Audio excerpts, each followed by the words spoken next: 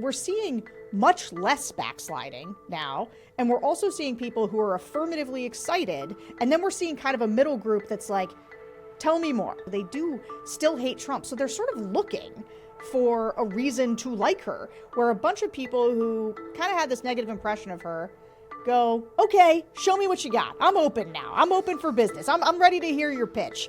Okay, so new vibes here on The Wilderness. Our last show was just after the debate that has now changed the course of history. With just over 3 months to go in the 2024 election, President Biden withdrew from the race, and Vice President Kamala Harris is now the new presumptive Democratic nominee.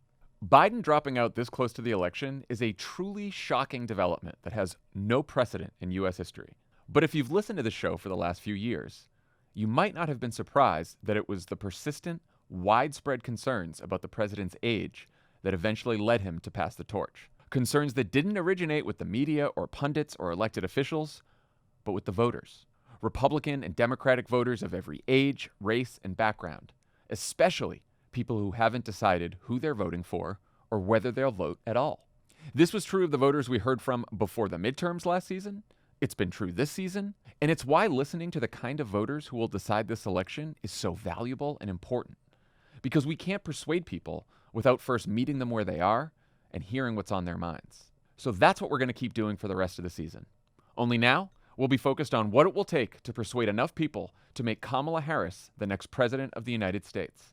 The race is still extremely close, and the VP starts as a bit of an underdog, though she's already in a stronger position to defeat Trump than Biden was, especially after the debate. The impressions voters have of her also aren't as hardened as they are with Biden or Trump. And so the race between the Harris campaign and the Trump campaign to define the VP in the last 100 days of the election is on. One person who's been frantically talking to more swing voters than just about anyone over the course of the last week is our friend, Sarah Longwell, the Never Trump publisher of the Bulwark and host of the Focus Group podcast. We asked Sarah to come back and talk about what voters think of our new Democratic nominee and what we can all say to persuade the persuadables in our lives to vote for Kamala Harris. Let's get into it. I'm Jon Favreau. Welcome to The Wilderness.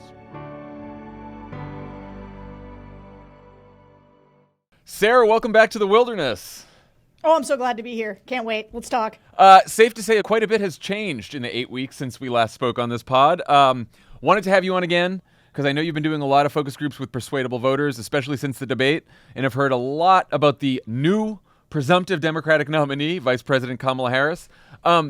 What groups of voters have you guys talked to recently, and how many groups have you done since Biden dropped out and endorsed Harris? Okay, great question. So after the debate, I'll start there. We went on a focus grouping tear, and I really wanted to dig in with both swing voters then, but also with black voters. And so we did a lot of black voter groups, especially we did 2 groups of black voting women, because I was really trying to understand both what was the fear around if Joe Biden dropped out, we'd have the first female black president. And so what was the resistance to that? Because the campaign was really leaning on this idea that black voters were with him. So anyway, and then I did a lot of swing voters because that's who I tend to talk to. A lot of the Trump 2016 to Joe Biden 2020 voters. And then since Harris got in, we've also been trying to get as many in as possible. I think we've done 4. Okay, that's a lot. And all swing voter groups. And yeah, that's what we got. So before we get to Harris, in general, how did people feel about Biden post-debate? Did any of them think that the media coverage was overblown? Did any of them think he should stay? What were the vibes like in July?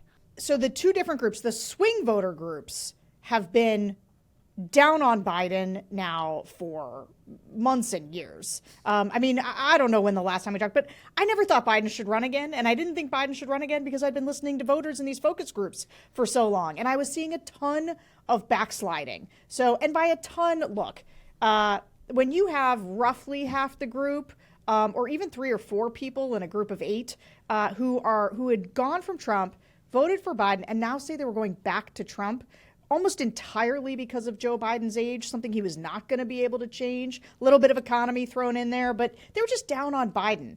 And so now I would say after the debate, it got much more catastrophic in the language. And people were mean. They would say things like, he's an animatronic, waxwork they forgot to wind up. They would call him a corpse. They would, the insurrectionist versus, they would talk about how like desperate they were over the choice. It was like an insurrectionist versus somebody who's not even there. And so I would say there is a level of excitement over this change, even from swing voters who like aren't there yet on Kamala. They're still so happy about it. They're glad that Biden stepped down. But we all got ourselves in trouble. We are the podcasters. I mean, I really think they meant you, but like we were among the podcasters who were like, he's got to step down, and a lot of it was because of what I was hearing from these voters who they're the double haters, right? And Joe Biden had to turn it around with them. He had to. And when he failed to do it and it just got worse, there was no path. There was no path. But then let me just talk about the black voters quickly, because I thought the black voters were super interesting in that we were hearing from people that black voters under no circumstances wanted Joe Biden to step down. That's not really what we heard from it. Now, we heard all the swing voters wanted him to step down, all of them. In the black voting groups, there was a lot of fear about what was coming for Kamala if it was her. And there was some sort of loyalty, thing. But for the black voters, were just like, I don't know, it feels better to have an old white guy, because if it's Kamala, like they're going to tear her apart. They're going to be awful to her. And you could see the fear, like how much they were going to feel it when they came for Kamala. I think we have a clip from one of those groups of black voters that you did before the handoff. So let's listen. We saw what happened to Clinton, and this time it's a black woman. So now we throw something else on top of it. I don't see that going well. And honestly, just black woman to black woman, I feel for her. Even President Barack Obama, like, he's a man, and it was horrible. Like, people's reactions to him winning, it was horrible. And then, as people mentioned already, Hillary Clinton, like, if we were going to do a woman, it would have to be a white woman first. So this was a group of black voters you talked to a few weeks ago who supported Hillary Clinton in 2016 and Joe Biden in 2020. So these are like strong Biden, now maybe Harris voters.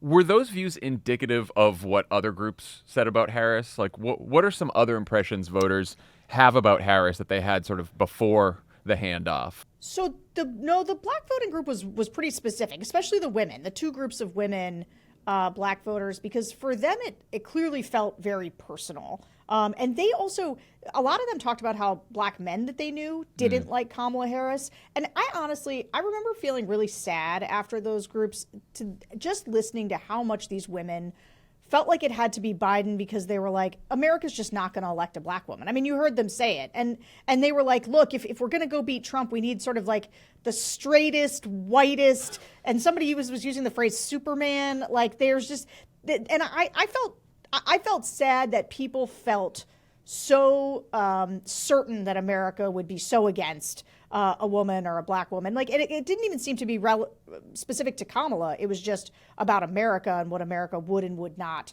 accept. But what's been interesting to me is how I think excitement can be really contagious, right? People were being dominated by a lot of fear in those weeks. People were so nervous. And you can see now that once it was Kamala, and once she showed up, you could just see how when somebody is showing up, right, and they're going on offense, people are like, you know what? I'm ready to rock. I'm ready to rock with you. And like, I bet if we go back to those black women groups and ask them again, I bet right now, they're doing calls for Kamala. They're ready to go. And because certainly that's, I think, broadly what is happening. I don't know about that specific group. I think they would still probably be like, I'm nervous about how this is going to go. And they're calling her, a DEI president. But I think that instead of the fear that they felt then, now they would feel ready to go on offense with her. So, we dealt with something similar way back in 2007 with Barack Obama, in that like his numbers with black voters weren't that great. And in some polls early on, they were worse than Hillary's. And the reason is because there was this fear that he wasn't going to be able to win. And it wasn't until he wins the Iowa caucuses and a bunch of white people came out and caucused for him, that suddenly the enthusiasm and excitement among black voters was like, okay, maybe we can do this. Like, still had this fear, right? But like, this feels good. I think we could do this. And so like, it's something similar happening now. She of course has the added challenge of sexism in addition to latent racism as well. So that's tougher. What are some other impressions of Kamala Harris been with the swing voters you've spoken to?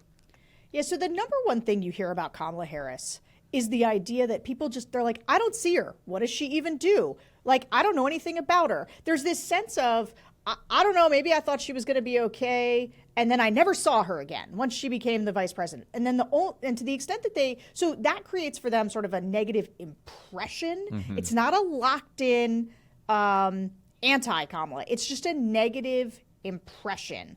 And then there's also there's like a step up above that's more committed, that is like, she didn't do anything about the border. You know, she was supposed to do X, Y, or Z, but has done nothing.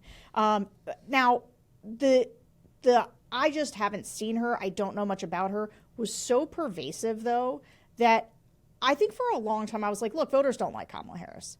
But when we had to sort of face the choice of Biden stepping down and understanding that, like, the idea of an open convention, it was going to get tough and whatever. And you started thinking about Kamala, and I started listening to the voters almost with, sometimes you put different ears on, you know, because the world changes, and you're like, I want to think really hard about what they're saying about Kamala right now.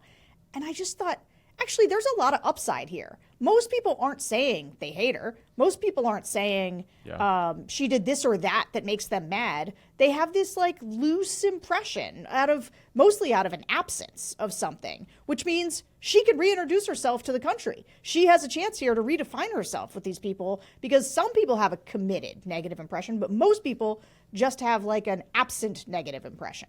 So in the groups that you've done this week since Harris has become the presumptive nominee, are these mostly Trump to Biden swing voters, mixed races as well, or? Yes, they are mixed race. So most of the groups are mixed race often. We just wanted to do very specific groups of black voters after the debate because there was that specific conversation happening. Yeah. Here's what I would say about the swing voters right now. They're nervous. Like, they're catching up. They are not terminally online like the rest of us. And so we're moving at the speed of light of things. And they're still being like, whoa, this happened. Biden stepped down. Kamala, is she going to be the nominee? Like, they're still kind of like, will it be her? You know, they heard so much about open conventions. But here's the things that I would say, the few things that I'm hearing thematically. One is, for people who are negative, I would say one of the most negative things we're hearing is the idea that there wasn't some form of a primary. I was going to ask, yeah. There's this sense of like, well, the donors got to pick and our Democrats picked, and that doesn't feel fair. We've heard that from some people. We still hear the like, I don't know her, I don't know that much about her, but I'm going to go find out. Like, I'm interested to learn. I'd like to know more. It's funny, in the groups, you're actually, they really are still double haters, and so they do still hate Trump. So they're sort of looking for a reason to like her in a way that they weren't before. And this is sort of what I mean about new ears and the way that the context changes, where a bunch of people who kind of had this negative impression of her go, okay, show me what you got. I'm open now. I'm open for business. I'm ready to hear your pitch. And you could hear some of the people say like, oh, I didn't know that much about her, but I assume she'll be good on abortion. And like, and let me just tell you, the other thing that's happening with the swing voters is it is happening at the same time that the J.D. Vance stuff is happening. And the J.D. Vance stuff is creating a whole new layer of contrast, especially for women. And so suddenly she's also getting a new look in that context. Is the childless cat lady thing popping up in any groups? It is. Wow. And it's less the cat lady and more just it's like less specifically that, like the couch thing's not permeating specifically either. But this is what happens when those kind of mean things get going. Here's what people take away. It's less cat lady and more, I don't think he likes women. I think he's crazy on abortion. I think he seems weird. And I'll tell you, you know who we did so many groups in 2022, both for Vance and on Blake Masters. And back then, I remember how much I thought J.D. Vance, the way that people talked about J.D. Vance and way people talked about Blake Masters was so similar. They just think they're weird. And J.D. Vance is getting that now too, where people are like, this guy sucks. I just think he's kind of his weird opinions about, and he's extreme on abortion. Like, that's what's bringing through. And because of the flip-flopping on Trump, it's not so much that they care one way or the other what he said before. It's just that it's the act of this person must not have any core because he said all these things. It wasn't like he said, I didn't want to vote for him. He was like, no, he's America's Hitler. Now I'm his vice president. Like, for people, that's not like an evolution. It's just like a really big swing for folks. You mentioned that some people were concerned about the process that led to Harris. Did anyone suggest that there were other nominees they were hoping for? Did they throw out other candidate names, or were they just sort of like, how did we get here? No, we were asking a lot about names in the intervening weeks between the debate and when Biden ultimately stepped down, and now we've been asking about VPs. If you are in Pennsylvania, people say Shapiro. We've been disproportionately talking to swing state voters. So if you are in Pennsylvania, they say Shapiro. If you are in Arizona, or if they're an Arizona voter, they say astronaut man. If Kelly. If they're in Michigan, they say Whitmer. So like they don't have. If you're in Arizona, you don't know who Josh Shapiro is, and vice versa on these folks. And so it wasn't that they had the only name actually that ever sort of comes up organically really is Michelle Obama, like where they put it forward. Because she comes up all the time. I swear to God, if Michelle Obama wanted to save democracy right now. I know. And when people say like a black woman couldn't win, I'm telling you, Michelle Obama running the tables. I hear her name so often. But the people that come up organically where people do have some name ID, the main things they knew about Whitmer was the kidnapping plot. That did a lot for her with swing voters. People are like, that's cool. Someone tried to kidnap her. Newsom does come up. He's got more name ID than a lot of Democrats, I think, because he does like the Fox News hits. He did the debate. People know who he is.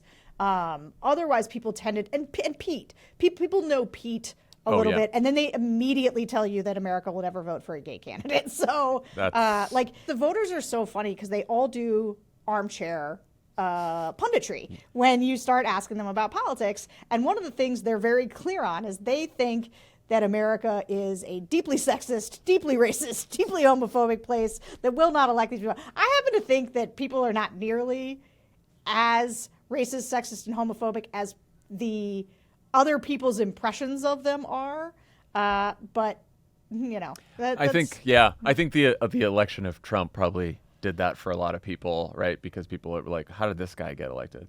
So let's talk about their views of now Democratic nominee Kamala Harris, not just Vice President Kamala Harris. A big question has been whether the online youthful enthusiasm for Kamala Harris is reaching beyond a very online audience. You talked to one group of Trump-Biden swing voters that suggests maybe it is. Let's listen. It seems like the younger generation, they are more likely to vote for Harris over Biden. That's just the vibe that I get based on what's being posted online and based on what's being shared on social media. I just feel like it'll be like a breath of fresh air. I feel like it'll be like a new beginning instead of feeling like you're watching a rerun because Trump has already been in office. You know what I'm saying? So we already know how that went. She's quick-witted. She's funny. She has a personality. Obviously, being a female, there are people out there that don't want to vote for a female president.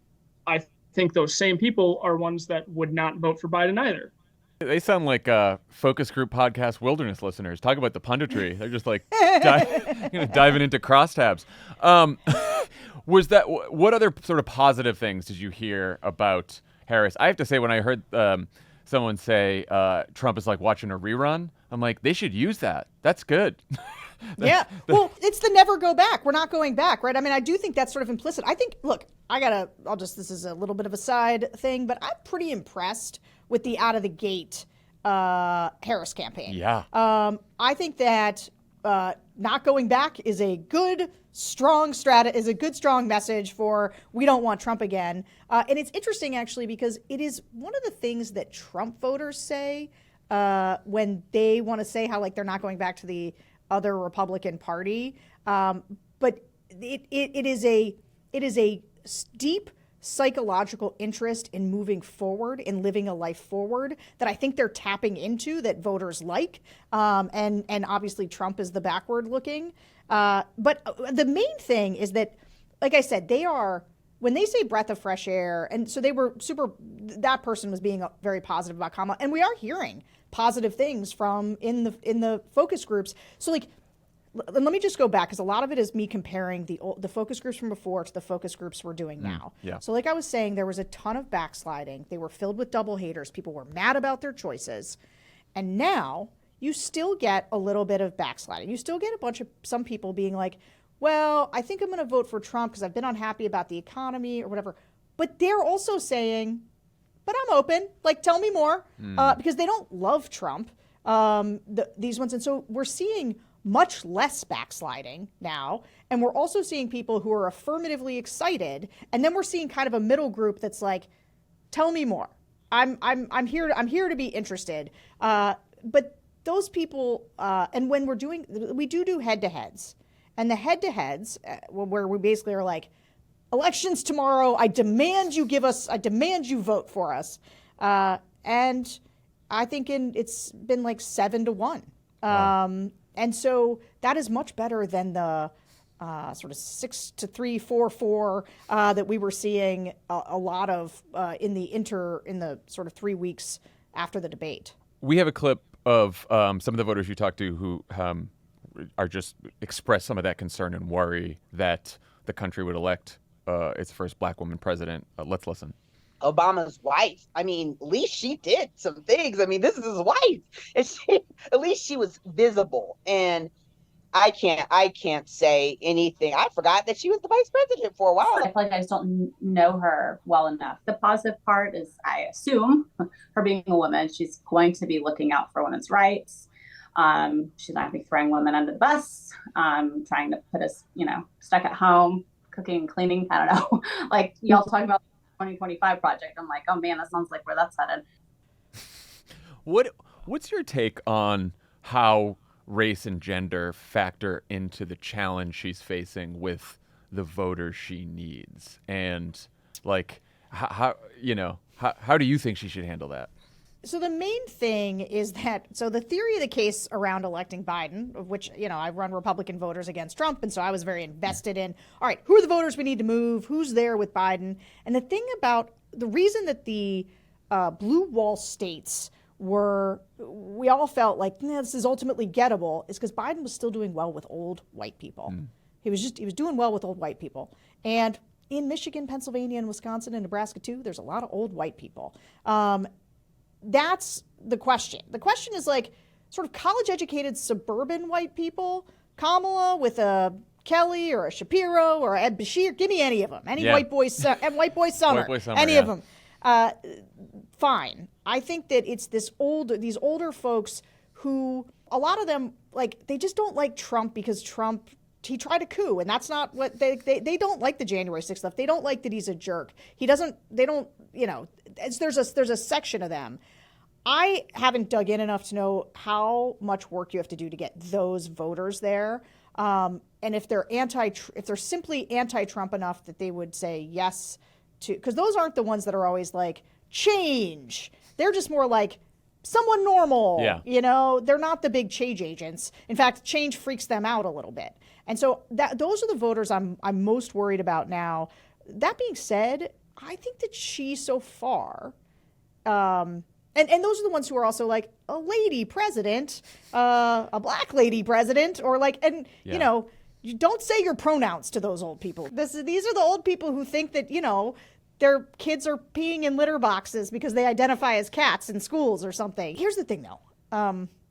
I do think we overestimate how sexist and racist a lot of these voters are. Yeah. They can get excited about somebody if they don't think they're a big San Francisco. They will be much more concerned about the San Francisco progressive of it all than the black woman of it all. Because if she shows them that she's tough, that she can prosecute a case against Donald Trump, if she's not going to leave the border wide open, like that is, if she could sort of convince those people of that, and I think that's obviously the tension for any Democrat who runs right now. But this is where I feel like she could have it. I feel like there's desperation of the Democratic base to have her do well. Like people are pulling for her. And I feel like she could get some latitude on a few policy issues, maybe not Gaza, but maybe on some energy independence, where if she can run on kitchen table issues, talk about the economy, that she wants to be there for everybody, where Trump's there for himself.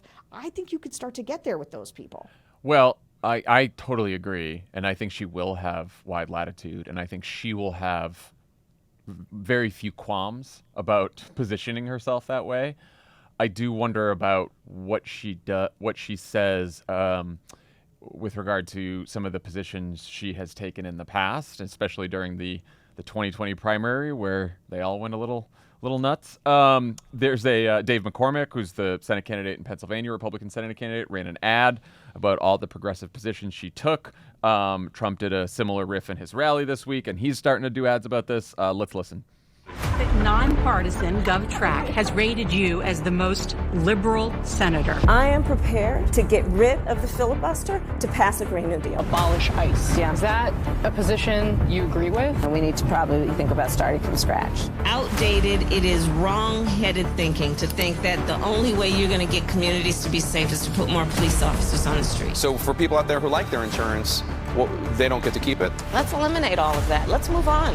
I am opposed to any policy that would deny any human being public health, period. The more people get to know her, they're going to be particularly impressed by her ability. We did it, Joe.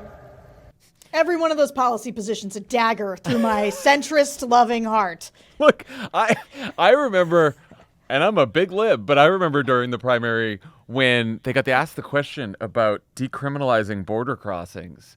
And they all raised their hands, and I was like, "This is not a good position to take." No, no. I don't think this is what we want here, to decriminalize illegal border crossings.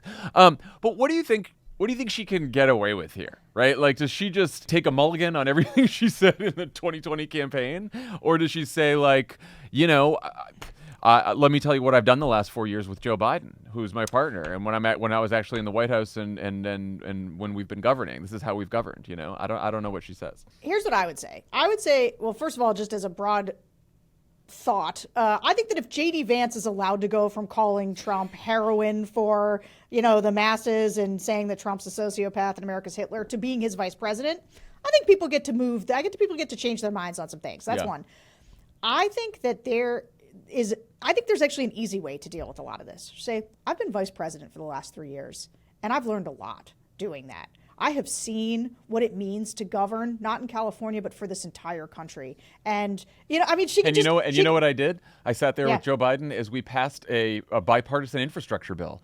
I sat there as we passed, the biggest climate change legislation. But also, by the way, we're producing more energy than we ever have before. That's right. And on immigration, border crossings are now at their lowest level than they were when Donald Trump was last in office. And you know what? I believe that we need secure borders. I do think she's got to do some of that. And I will be, if she can do that, and this is where I think the party's got to give her the latitude to do that. I believe that the American people, they can run that out a lot, and it's going to hurt her. And frankly, they've got to get up on TV as fast as humanly possible with the new rebrand of her.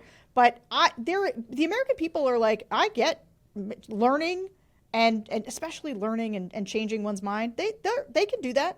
Yeah, I kind of have that same suspicion. What you mentioned them getting up on the air. If they do get up on the air, they have a lot of choices here. Obviously, they're going to have to push back on some of these negative ads, or at least do so on their own terms. What do you think voters would like to hear from her or know about her in this period where she's trying to define herself?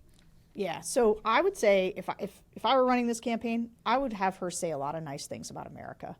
Donald Trump right now says just garbage about America all the time. It's a dark place. It's a bad place. And I think that people right now want a hopeful message. I think you could do a little bit of Obama here, but like very future oriented. But America is a great place because people are going to try to paint her. I should have said this during the sort of what do you hear about race and gender. I'm not necessarily hearing this in the focus groups, but I know what Republicans are going to do. This DEI president stuff is real. It's going to work with a certain kind of person, more on the grounds of like what it's going to tag into the she didn't earn it. Right? She just got this handed to her from Joe Biden. And so I think that she has to show people a sense of like, I'm an American and I love this country. Like this country gave me a lot. I am good with this country, because people, they're going to try to paint her as something outside. This is why the Obama birth certificate was a thing, right? They will take anybody who is of color or any other difference and they will try to paint it as outside the mainstream in some way or outside in a way that people can't connect to. And so she needs to connect to them on the things that they can feel happy and good about, which is like, no, America's a good, and Joe Biden was good at this. Joe Biden, even in his speech saying goodbye last night, I got some quibbles with it, but the way he talks about America is the way I feel about America. And one of the reasons that I struggled, actually, one of the reasons I was a Republican, is I felt like Democrats were down on America and they would be negative about America. But now Trump's the one talking negatively about America. And so like I think she can own America if she tries. Like broad messaging. The 21-year-old me listening to the Barack Obama's 2004 convention speech, my first impression of it was like, oh, a Democrat who's talking about patriotism and loving America, but it's not just like the, airbrush patriotism of like, I like the flag too. It's like literally, my name is Barack Hussein Obama. My father was born in Kenya, but like somehow that's what this country's all about, that someone like me can be included here, And I do think that she's going to have a moment, I think probably at the top of that convention speech where she reintroduces herself to the country, where it's going to be like very important that she does exactly what you're saying. Yeah. Well, that's my play. That's my pitch. Yeah, no, I agree. So she also has some big decisions to make around how she talks about Trump and how much she talks about Trump. So far, she has a riff that compares her track record as a prosecutor with his track record as a criminal. She talks about how Trump would bring chaos, fear, and hate. She talks about Project 2025. Based on your conversations with voters, what messages about Trump do you think at this point have the potential to move voters? And how much should she make the election a referendum on Trump versus like she's got to do more work than Biden, obviously, to introduce herself, her views, her plans? What I see her doing and what I hope she will do is help to introduce herself and define herself as she is defining Trump. Because a lot of what people have wanted, and this, I don't always love this in people, but I do hear it from voters all the time, is they want a fighter. They want someone who is prosecuting a case against Trump, and they want somebody tough. And one of the reasons people often are down on women as candidates is that they don't think they're going to be tough enough. They're worried about how they'll deal with world leaders. And Donald Trump gets high marks for being decisive, looking, strong leadership. And that's because people are confusing sort of the strongman authoritarian stuff with leadership. But I think that if she goes at him in a way that feels, and she's been doing this so far, so like you can see it when she's doing it. Right now, for example, I just saw a clip of her saying, I want to debate. I'm ready to debate. He's trying to backpedal. Let's debate. Let's do it anytime, anywhere. Yes, like that, right? It is about sort of showing, I am not scared of this man one bit, but there is a grievance victim thing and like the out to get Trump thing that you just have to, there's a way where you can sort of tip into what people tag as like kind of Trump derangement syndrome. Yeah. And you get there by talking about Trump too much. Right. So this is the point you were just making, where she has got to find a way to be prosecuting a case against Trump, but not always on just behavior, he's immoral, or democracy. It also has to be on, and I just saw something to this effect, right?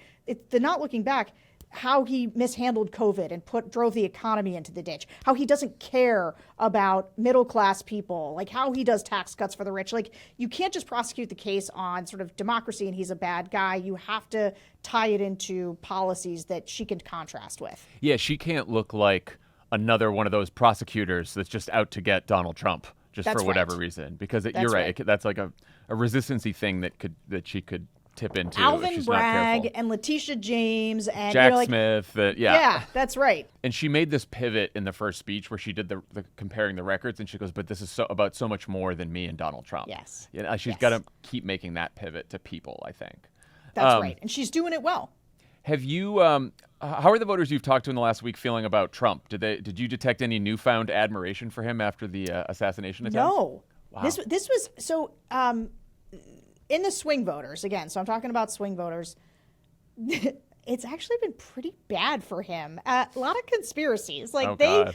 and it's like they think so little of him that there's a lot of like, I don't know about this. Seems like it could be staged. There's been a fair amount of that to the point where I'm like, all right, settle down. From everybody. swing voters too. Yeah, these are not like hardcore, Dems or anything, but because they think Trump sucks, and so they think like he would, and he's a show person and a liar, and so and none of them, like a lot of it, we asked and introduced the idea that you were hearing from a lot of sort of cable news, and do you think that this will change Trump? And everyone was like, no. Like there was no sense from the voters.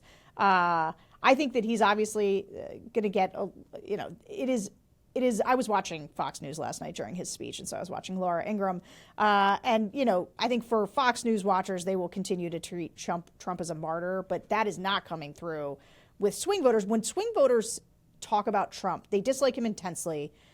Some of them are willing to vote for him based on things like the economy or the fact that he says he's going to do something about the border. It is not because they like him or they feel good about him really in any way. And that's why getting a credible alternative is so important, that they can just get there on. Project 2025, she's been talking about it a lot. Is it coming up organically in the focus groups, and what do people say about it? Yeah.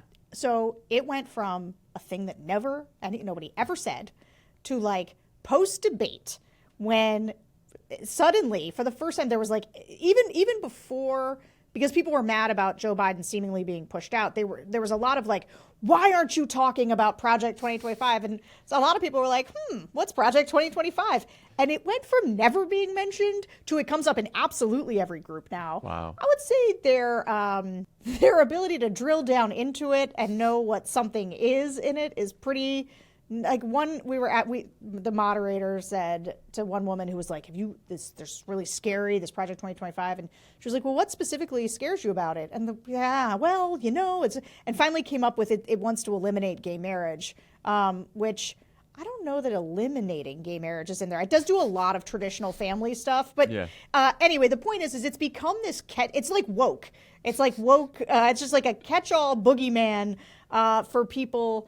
And so I think that there's a tremendous amount of opportunity, though, because the 900-page Project 2025 is batshit crazy. Yeah. And there is so much that you can pull out. And I do not do what Democrats do where they build an enormous PowerPoint presentation on it. Like, find the 5 things that women are really going to care about, because there's a lot of stuff about like eliminating childcare, things like find a series of things in there for that women would care about, that different things, and like drive those things home for people. I do think you have to sort of teach more about it, but I'll tell you, Democrats have been given a gift on messaging where organically people have decided that they care about this and they're telling other people to care about this and that it's scary. Well, that's good news. Yeah. That's good news that it's breaking through. Yeah. Anything else? Not Schedule F. Please don't talk about Schedule F, though, because that piece of it is like, everybody's like, well, the president just gets to put in the people that they want. Nobody thinks that's a bad part. Well, and she's done a great job of already sort of hitting the economic components of Project 2025. So she's not making it about just Schedule F. Anything else that we should know from these post handoff groups? I would say this is going back to the very beginning of our conversation, but there is some residual, because I said the focus groups, the real people are moving less quickly than the people online are, right? And so I think there's still a week or so before they maybe hit some of the same excitement level. There is some frustration with the fact that Biden didn't step down a lot earlier, that people feel like we're in this position now because he shouldn't have run again and someone should have taken the keys a lot sooner. And I think that there's a little bit of bitterness. This is especially within swing voters. Right. I think there's a little bit of bitterness that it sort of like has played out the way that it has. And so I think when Kamala Harris says that I'm gonna earn this. I mean, and sometimes I was like, I sort of wish Cori Bush could have done a little mini primary against her, just to have Jon Lovett would understand this. But sometimes you need a fire making challenge, right? to get to the end, you got to have a fire making challenge to show you've earned. I thought it. on the other side she was going to have it from like a Joe Manchin for a second. But there's yeah, that's right. That would have been bad. That would have not been good. Manchin, stand down. And so I do think that her maybe acknowledging at some point sort of how this happened, and being a little bit like talking about what she's learned and how passionate she's gotten about wanting to help people. I think she's going to have to do some of that to bring some of these people around who feel like the DEI stuff is about not earning things. And so you don't want that to take hold too much. And so I think some acknowledgement of that is good. But man, no, she should go hard on immigration. Not hard, but I think that she should sound a little hawkish. I think it's funny because they're crabbing her when she was running to the left of everybody in the 2020 primary. But if you see stuff from actually before that, when she was a prosecutor, suddenly you're like, oh, hey, look at that. I'm like, oh, this warms my heart listening to this. She's telling kids to get their butts back in school. She's being tough. I love that stuff. I mean, it's also like there's an Obama era immigration message that is both like, this is a wonderful country because we welcome people from all over the world, and we should give a pathway to people who are here working hard and want to become citizens. And also, this is a nation of laws, and we should make sure that the border is secure, and we should be tough on that. Like, there's just it's simple, and it's there, and it's very popular, and it has been for some time. If there's one thing voters can sniff out, it's like the phoniness. And I think where she has struggled in the past, and the reason they've been able to brand her in certain ways, is that she has either, when she was running for president in 2020, I don't think that far left stuff was her. And I don't think when you're the vice president and you have to hold somebody else's reputation, somebody else's policies as your own, that can be uncomfortable, right? It's hard not to argue as yourself, but to argue as somebody else. It makes you have to calculate a lot more, calibrate a lot more. And my hope, and I think even my expectation, is that her being allowed to be authentically herself as she runs this campaign could be one of the best things for her. Not just because I think she'll be slightly more moderate on policy, but because I think that they won't be able to, I think she will look like a different person to them in her authentic skin, in her authentic way of being, getting to define these policies for herself. That's what I'm seeing from her so far. And I'll tell you what, man, nothing with these voters, all of them, beats authenticity. Yep. And I totally agree with this. I think she does know who she is. And I even think that some of now the clips that are, going viral on the internet of her like laughing and having a good time in the coconut tree stuff, that's different than her in the 2020 primary, who seemed someone like she was always worried about what position she was taking. The laugh and everything else, that's like her being like, you know what? I'm a little goofy, but I know who I am. I feel good about who I am, and this is just who I'm going to be right now. Like she sort of calmed down the last year and just like sort of found herself a little bit. And I think it puts her in a good position to do exactly what you just said. Sarah Longwell, thank you as always. I know you're busy conducting so many focus groups, so we appreciate you coming back on The Wilderness, and we'll talk to you again soon. Thanks so much for having me.